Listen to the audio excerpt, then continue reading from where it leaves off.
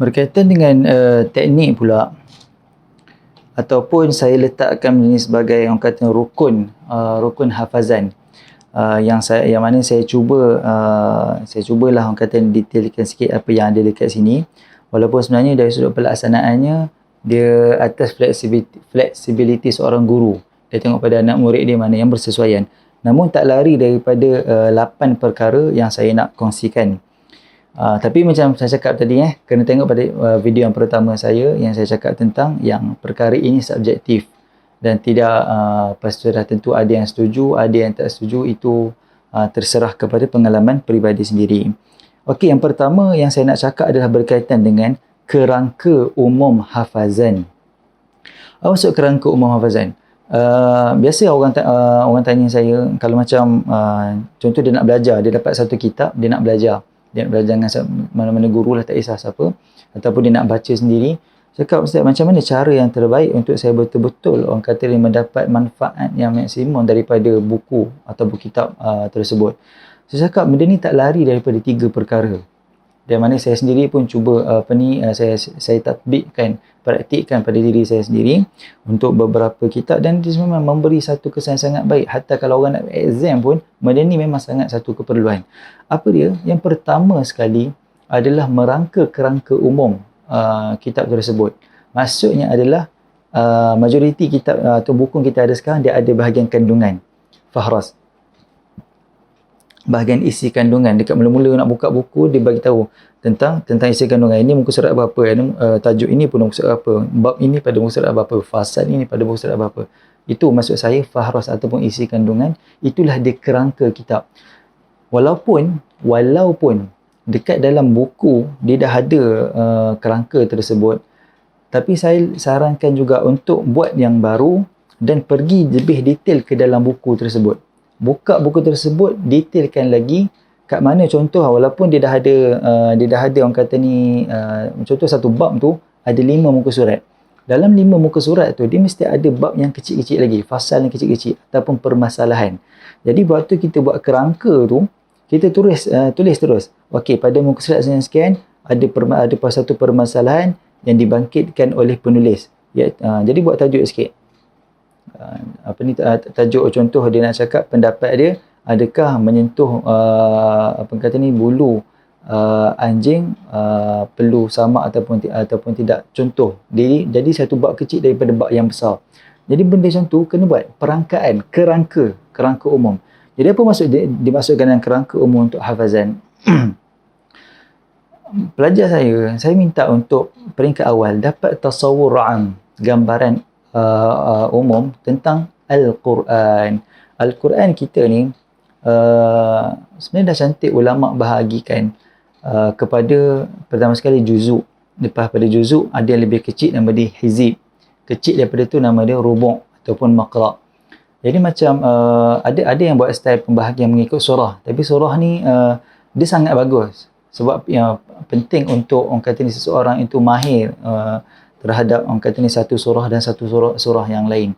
Tapi bila kita nak menghafaz surah ni, kita nak buat kayuku susah.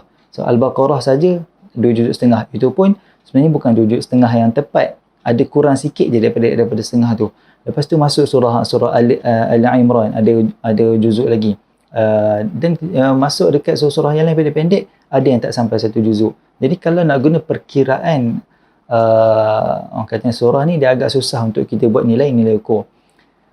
Tapi Al-Quran ni dah cantik, ulama bahagikan kepada 30 juzuk. Satu juzuk ada 2 hizib. Satu juzuk ada dua hizib. Sebagai contoh,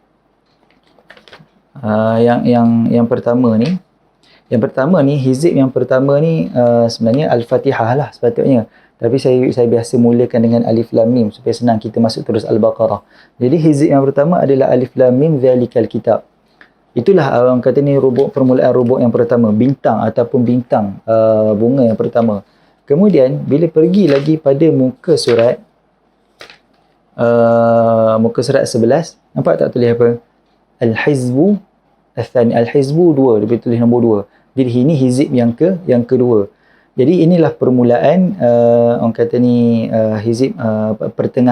permulaan pertengahan part kedua daripada juzuk yang pertama.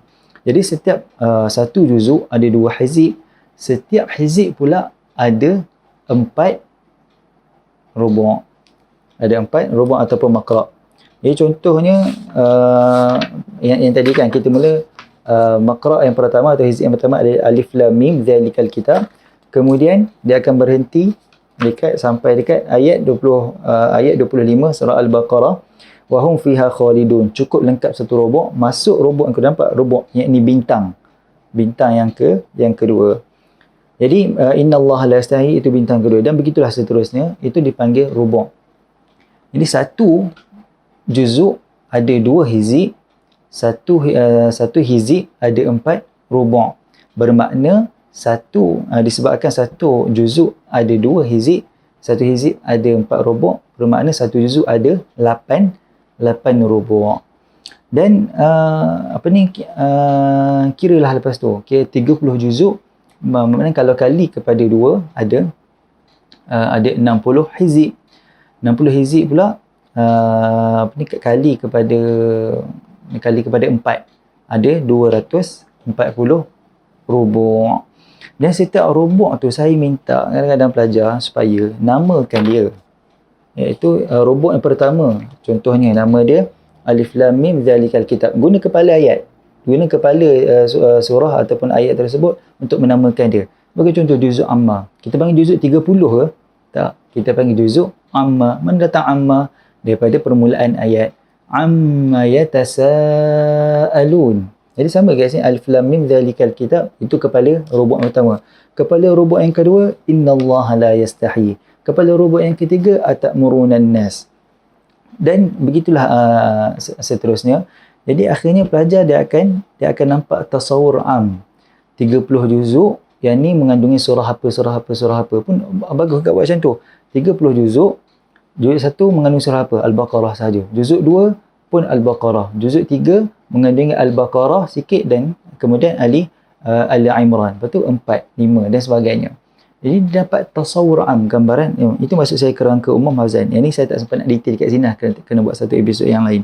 Kemudian ada sudut pemecahan kerangka hafazan. Bila dah ada 30 juzuk, pecahkan. So bila dah nampak 30 juzuk, nampak pula dia akan nampak 60 hizib. Daripada 60 hizib tu dia akan nampak pula ada setiap daripada hizib tu ada 4 rubu'.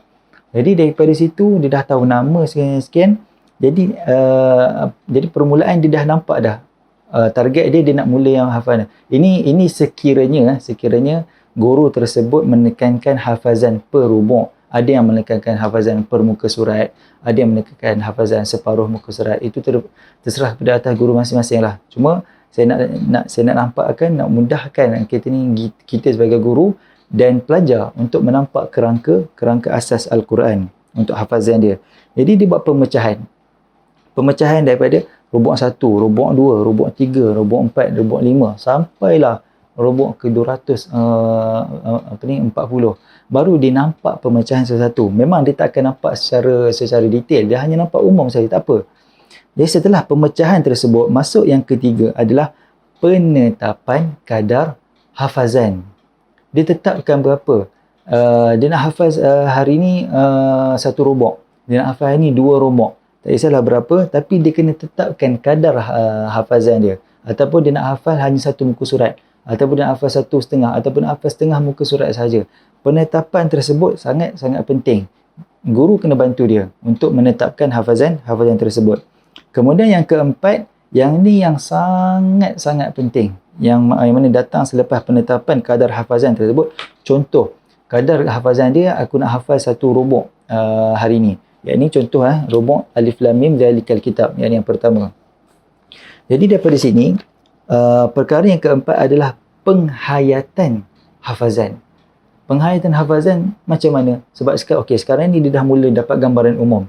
Dan dia dah mula dapat gambaran khusus. Dan dia dah tetapkan pula dekat mana rubu' yang mana dia nak hafaz. Contoh dia nak hafal, ataupun saya ambil tengah sikit. Contoh dia nak hafaz, mula hizib yang kedua iaitu afatatma'una ayyuminu lakum. Afatatma'un.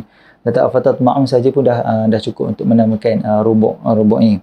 Jadi pada rubu' afatatma'un, maksud saya penghayatan tu adalah daripada mula ayat 75 sampailah habis rubuk, iaitu pada ayat yang ke-91, dia mengkaji, dia belajar tentang rubuk tersebut, dia cuba belajar. Maksudnya pada ayat tersebut, ayat 75, apa makna yang ada dekat dalam tu, apa yang ingin disampaikan oleh Allah Subhanahu Wa Taala pada ayat 75. Kemudian ayat 76 ada kaitan tak dengan ayat 75. Kemudian ayat 77, bagi dia memahami apa yang ada pada rubuk tersebut. Jangan bagi, sebab tu kita minta dah tadi, dia menetapkan kadar hafazan. Jadi jangan dia terganggu dengan apa yang selepas daripada rubuk tersebut. Jangan dia terganggu dengan apa yang sebelum rubuk tersebut. Hanya fokus kepada makna rubuk tersebut sahaja. Apa ni, wa idza laqul ladzi, sampailah habis dekat wa idza qila lahum aminu bima anzalallah. Okey, selain daripada tu, apa yang dia boleh buat untuk membantu penghayatan dia ni, dia buat muzakarah, sama ada dengan kawan-kawan dia ataupun dengan guru dia. Sambil dia baca tu dia kurang faham, jadi dia boleh tanya guru dia. Kalau dekat rumah, mak ayah kena bantu.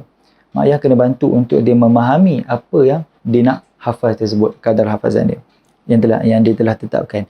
Kemudian perkara yang kelima adalah pembentangan bacaan. Yang ni dia tahsin dulu dengan guru dia, kena wajib. Sebab apa? Sebab kalaulah daripada peringkat awal dia menghafaz dengan baris yang salah, dengan mat tak cukup panjang, dengan orang kata ni, dengan sifat yang salah, bercampur dengan sifat pa, dengan ta, bercampur dengan sifat sa, dengan sa. Jadi benda tu semua dia kena perbetulkan sebelum dia mula hafazan. Sebab kalau tidak, daripada awal lagi minda separa sedar dia dah hafaz, dia akan jadi kesan dia apa? Walaupun contoh guru, dia datang tasmi' pada guru, hafazan dia bagus, cuma pada sifat dia salah, pada mat dia kurang panjang, pada kata ada sedikit kesalahan baris, dia hantar tu dalam keadaan dia dah hafaz. Walaupun saya sebagai guru, saya dah betulkan pada tasmi' dia tersebut, tasmi' hafazan dia tersebut, walaupun saya dah betulkan, dia akan datang beberapa kali, dia akan ada juga salah pada tempat yang sama. Sebab apa? Sebab pada peringkat awal hafazan, minda separa sedar dia dah hafal dah yang salah tersebut. Jadi benda ni sangat-sangat penting, tahsin bacaan dulu dengan guru dia. Kemudian yang keenam adalah pengkhususan masa hafazan. Yang ni pun memang sangat penting. Contoh, dia dah buat semua benda tu tadi malam. Contoh kan, lepas daripada maghrib, sebelum masuk, ataupun petang lah asar, sebelum masuk buat maghrib, dah dekat dengan tarawih ni, kita cerita tentang Ramadan lah ni. Pada waktu asar, dia cuba buat benda ni. Dia cuba buat kerangka umum, dia cuba pemecahan kerangka hafazan, penetapan yang mana dia nak mula hafal untuk esok. Kemudian penghayatan hafazan, dia cuba mula baca, ataupun selepas daripada maghrib, dia minta dia berkumpul dengan mak ayah dia. Dia cuba buat sedikit muzakarah terhadap rubuk yang dia nak hafal tersebut, untuk dia dapat gambaran tentang apa yang Allah SWT nak sebut daripada ayat per ayat. Kena ayat per ayat, jangan gambaran umum macam tu je, kena tengok ayat per ayat. Kemudian dia ambil masa untuk pembentangan bacaan kepada guru dia. Okey, so sekarang ni tinggal nak hafal je. Jadi bila nak hafal ni, contoh dia buat semua tu semalam, so pagi ni dia nak hafal. Jadi pagi tersebut dia kena tetapkan, mak ayah ataupun guru kena bantu dia untuk tetapkan masa. Contoh kalau dekat ma'had kan, dekat mana-mana, tak kisahlah mana ma'had, cuma contoh kalau saya nak buat ma'had tahfiz negeri, tahfiz turas negeri Pahang, mereka akan mula hafazan Quran ni pada 7.30 sampai 9.30, rehat sekejap, yang jadual yang terbaru 7.30 sampai 9.30. Jadi ada 2 jam, 7.30, 8.30, 9.30. 2 jam tersebut kita kena pastikan pelajar ataupun anak kita betul-betul fokus dia adalah untuk menghafaz sahaja. Bukan waktu tu dia nak tengok, dia nak memahami, dia tengok terjemahan, ataupun waktu tu dia nak dia buat netapkan kadar bacaan, ataupun waktu tu lah baru dia nak bentangkan kepada mak ayah dia ataupun guru dia bacaan dia, tahsin dia. Tak. Yang tu semua, contoh kalau tak 7.30 sampai 9.30, itulah waktu hafazan yang mana kita kena pastikan anak kita fokus hanya untuk hafazan semata. Jangan campur dengan benda lain. Jadi ini benda yang sangat penting. Kalau benda ni, kalau dia betul-betul fokus, sebenarnya subhanallah, satu robot tu benda yang sangat mudah. Kita nampak banyak, memanglah hampir satu robot tu 2 muka surat, kadang-kadang 2.5, ada yang dekat 3 muka surat satu robot. Tapi kalau dia dah fokus, sebab fokus tadi, yang saya bukan terus minta saya terus cakap fokus terus macam tu je, tak. Bukan terus masuk dalam bilik hafal terus tanpa apa-apa persediaan, tak. Kita dah bagi persediaan sebenarnya pada penetapan kadar bacaan, pada penghayatan dia, muzakarah dia terhadap makna tu. Itu semua adalah sebenarnya peringkat orang kata persediaan dia untuk menghafaz. Sebenarnya saya lupa untuk penghayatan hafazan dan muzakarah ni amatlah baik juga kalau kita minta anak kita buat sinopsis. Buat sinopsis ringkas terhadap robot tersebut. Apa daripada ayat 1 sampai ayat 30 sebagai contoh. Apa sebenarnya Allah Ta'ala nak sampaikan, ringkasannya apa. So dia buat macam tu pun dah okey dah untuk kita, supaya bila dia menzahirkan kefahaman dia dalam bentuk kertas, maka dia lebih membantu untuk hati dia hidup. Ada satu benda yang saya lupa nak sebut, tapi tak apalah nanti ya. Kemudian yang ketujuh adalah pengkhususan berjadual ulangan. Yang ketujuh adalah ulangan berjadual secara konsisten.